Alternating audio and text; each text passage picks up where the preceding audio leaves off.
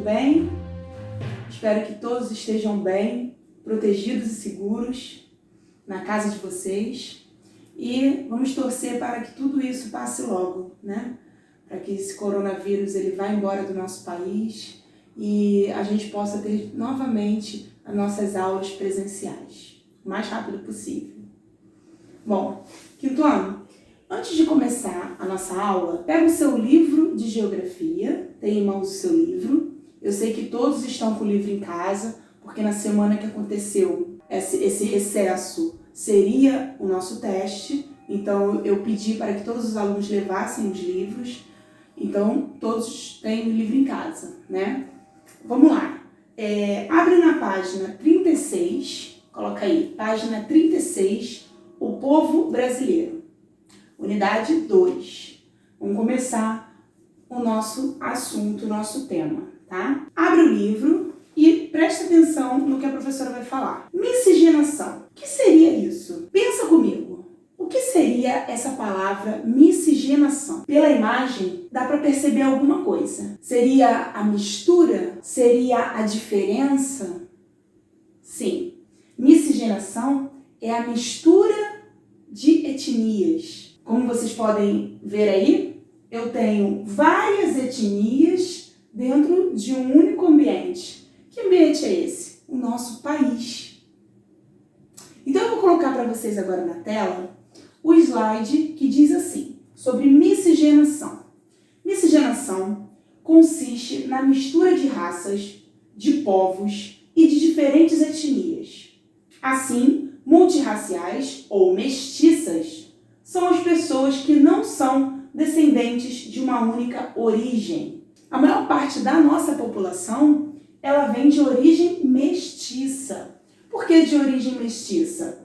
Porque nós somos misturados de etnias diferentes. Então, o povo brasileiro, ele foi formado através dessa miscigenação, que é essa mistura de raças e de povos. Até aí, deu para entender? A formação do povo brasileiro, ela veio de origem com essa mistura de raças e de povos de diferentes etnias. Nessa página 36, está falando sobre miscigenação. Então, esse segundo parágrafo, eu peço para que você destaque ele no seu livro. Tem em mãos um marca-texto, como a gente faz nas nossas aulas, ou um lápis. Marca aí, por favor. A formação do povo brasileiro se deu especialmente por meio da miscigenação. Você pode marcar esse parágrafozinho aqui, ó, todo, certo? Aí eu tenho um exercício que depois, no final do nosso vídeo, da nossa aula, você vai realizar. Agora sim, você vai abrir o seu livro na página 38, Raiz Indígena. Nossa raiz indígena. A foto aí é sobre vários índios, né?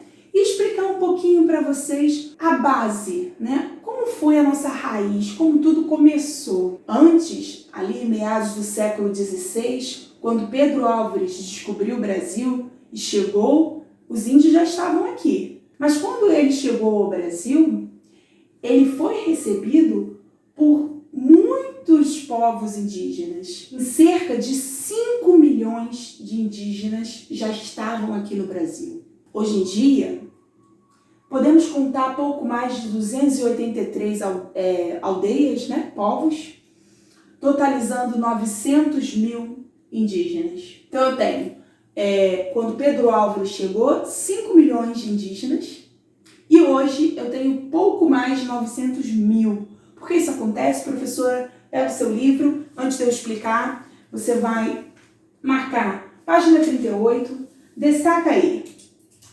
Segundo parágrafo, estima-se até outras. Eu estou fazendo, gente, como se a gente estivesse na sala de aula. A professora não explica a matéria, vai destacando o conteúdo, depois vocês vão fazer a atividade. A diferença é que eu não posso ouvir as dúvidas de vocês agora, mas eu vou tentar adivinhar essas dúvidas, conhecendo vocês, tá? Então, segundo parágrafo, está falando justamente sobre Pedro Álvares Cabral, quando ele chegou com a sua frota, a população indígena e o território já eram aproximadamente 5 milhões, foi o que eu expliquei, tá aqui, coloca aí. Aqui embaixo dessas fotos, você pode marcar em 2017, então, desta página ficou segundo parágrafo e quinto parágrafo. Segundo parágrafo e quinto parágrafo. Perfeito? Agora eu vou mostrar para vocês aqui o que eu tinha falado, né? Quando Pedro Álvares Cabral chegou com sua frota, a população indígena que habitava era aproximadamente de 5 milhões. Atualmente, o Brasil reconhece 283 povos indígenas e 900 mil pessoas indígenas, né? E aí eu tenho um gráfico para mostrar para vocês sobre essa distribuição indígena dentro do território brasileiro. Como ocorre? O município com maior quantidade de indígena, eu tenho São Gabriel da Cachoeira, que fica no estado do Amazonas. Eu tenho São Paulo de Olivença, com 14.947 indígenas, e tenho Tabatinga, com 14.855. Todos esses municípios ficam localizados no estado do Amazonas. Professora, então, uma questão que pode ter surgido aí na sua cabeça. Em relação ao meu estado, professora, Rio de Janeiro, como ele está com a população indígena? Eu tenho bastante indígenas no meu estado, eu tenho pouco. Como é que funciona isso? Vamos olhar no mapa. Primeiro você procura o seu estado, Rio de Janeiro, na cor laranja, mais de 10 a 20 mil, né? Então ele está ali no índice de menores, né? No índice que não tem tanta população indígena. Agora eu vou te fazer uma pergunta, como se a gente estivesse na sala de aula. Pensa aí e me responde que eu vou ouvir. Qual é a região brasileira? A região, lembra que eu falei na sala? Falei sobre regiões. É claro que não expliquei porque não foi ainda a nossa matéria, mas já comentei em sala de aula que o Brasil possuía 5 regiões. Eu vou falar as 5 para vocês. Norte, Nordeste, Sul, Sudeste e Centro-Oeste. Dessas 5, qual é a região que possui maior número de índios, de pessoas indígenas? Fala para mim.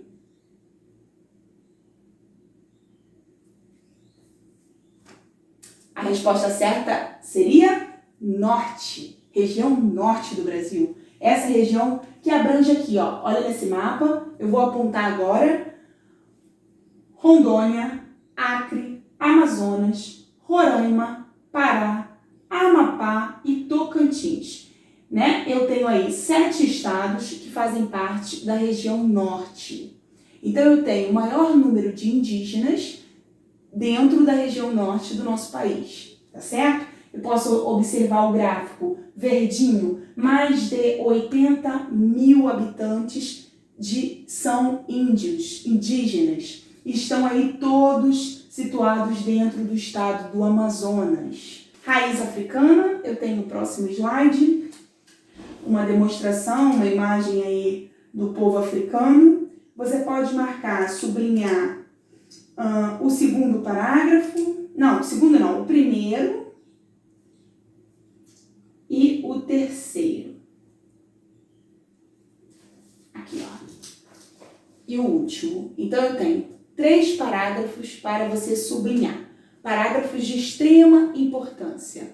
O Brasil é conhecido como a segunda maior nação negra e também isso ocorre porque a presença dos africanos no processo de formação do povo brasileiro foi muito importante. Ou seja, lá atrás, quando os africanos vieram para o Brasil trazidos à força para serem escravizados, vieram em grande quantidade, né? E tiveram uma extrema importância na nossa formação.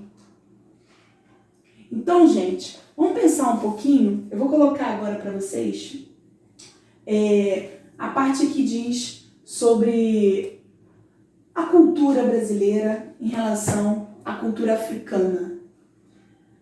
Eu acho que 80% da nossa cultura a gente deve ao povo africano, à África, né? Então eu peço para vocês abrirem na página 44. Eu tenho aí Você Cidadão, abaixo o preconceito, tá?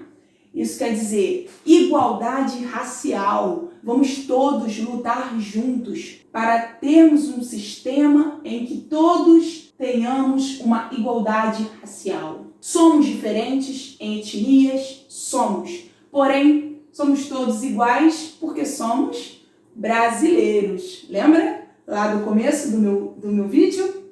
Então, nós somos diferentes porque possuímos etnias diferentes. Então, eu tenho agora a contribuição europeia e asiática para finalizar a nossa aula. Então, abre aí o seu livro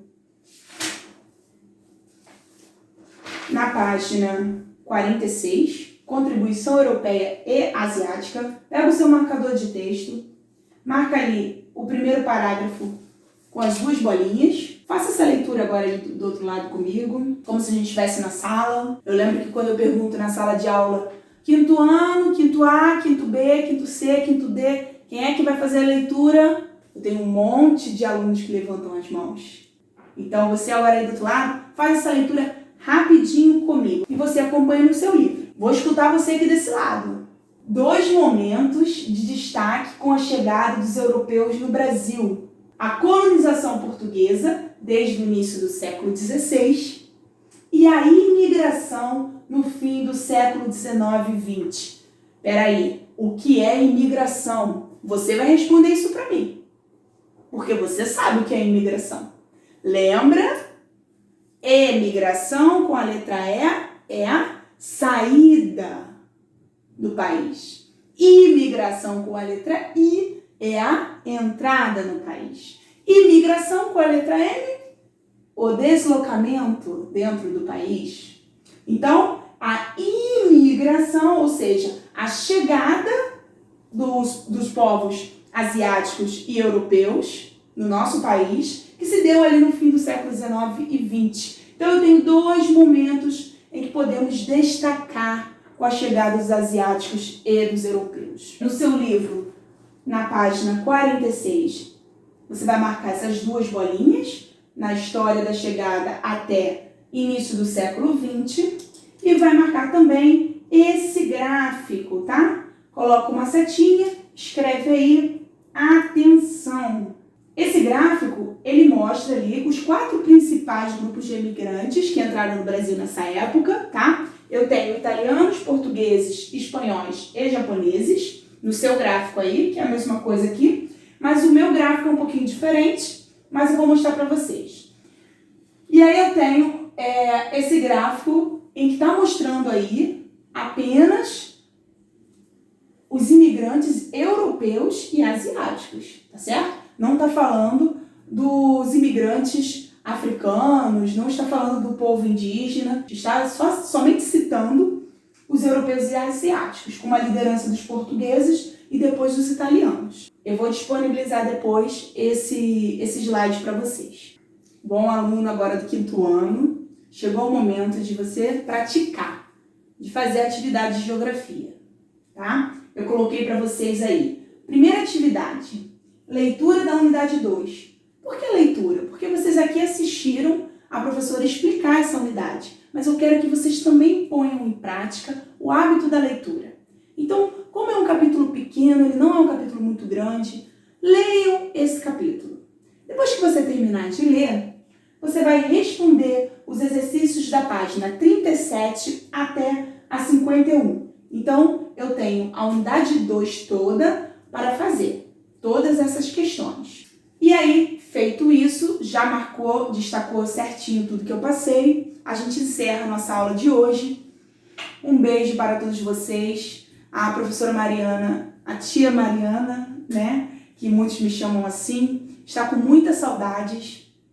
E, de verdade, todos os dias eu rezo para que isso passe logo, para que esse coronavírus vá embora daqui do nosso país, e não só do nosso país, que vá embora de todos os países, né? De todos os povos, e que nós possamos de novo nos encontrar e ter as nossas aulas presenciais, certo? Enquanto isso, fica na aula à distância, no EAD, estaremos aqui, e um grande beijo para vocês, e se cuidem, tá certo? Dentro de casa, até segunda ordem.